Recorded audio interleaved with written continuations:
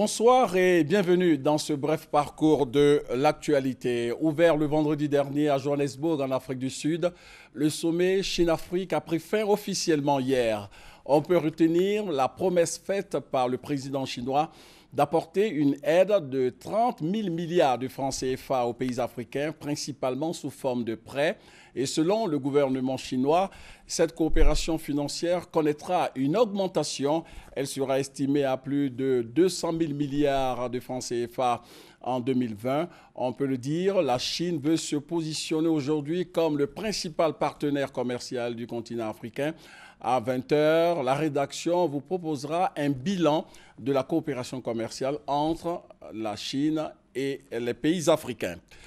Grand Bassam, ici en Côte d'Ivoire, a été désigné comme ville durable par l'Organisation internationale de la francophonie. Cette ville historique et ancienne capitale de la Côte d'Ivoire de 1893 à 1900 va maintenant être accompagnée financièrement par l'OIF et ses partenaires au développement. La désignation de Grand Bassam comme ville durable a été faite à la conférence internationale sur le changement climatique qui se tient en ce moment même à Paris. La ville de Grand Bassam, patrimoine mondial de l'UNESCO, désormais ville durable. Cette localité va bénéficier du financement de son projet de développement durable, un projet qui prend en compte la résolution des problèmes écologiques et de lutte contre la pauvreté. Cette décision a été matérialisée par une signature de convention entre Georges Philippe Ezali, maire de la première capitale de la Côte d'Ivoire, et l'Organisation internationale de la francophonie, OIF. Grand Bassam va être le modèle de ville durable au niveau de la francophonie. Je crois que c'est quelque chose de très important et donc va être accompagné en termes d'expertise, en termes de recherche de financement, en termes de mise en place de cadres réglementaires. Dans cet accord, l'Organisation internationale de la francophonie s'engage à soutenir la ville de Grand Bassam dans la réalisation de plusieurs projets de développement durable. Et la région bruxelloise, partenaire de l'OIF, s'engage à accompagner Grand Bassam dans la mise en œuvre de ce projet. Cette année-ci, un financement de 250 000 € a été fourni et nous espérons pouvoir inscrire cette collaboration dans la durée, que ce soit sur le plan financier, mais également sur le plan technique, puisque la région bruxelloise dispose d'une certaine expérience en matière de processus de ville durable. Ce sont 5 villes pilotes qui seront retenues. Et la ville de Grand Bassam est la toute première à concrétiser cet accord qui sera porté sur plus de 10 milliards de francs CFA pour le bien-être de la population de la première commune de Côte d'Ivoire.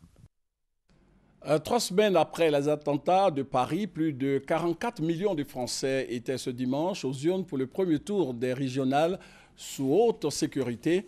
Entre 110 000 et 120 000 gendarmes, policiers, militaires des forces armées, policiers municipaux ou encore agents de sécurité ont été mobilisés pour assurer un bon déroulement de ces élections régionales. Demain, c'est le 7 décembre 2015, bien évidemment, et cela fera exactement 22 ans, jour pour jour, que le premier président de la République de Côte d'Ivoire s'en est allé, décédé le 7 décembre 1993. Félix Houphouët-Boigny reste dans la mémoire collective, un homme politique de référence.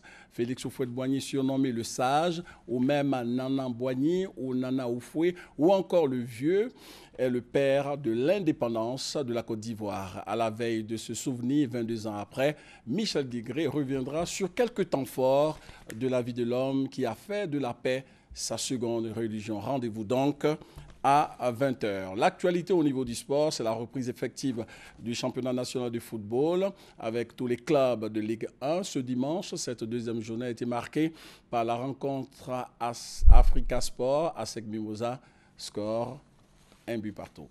Fin de ce flash, on se retrouve avec beaucoup de plaisir à 20h pour le point complet de l'actualité nationale et internationale.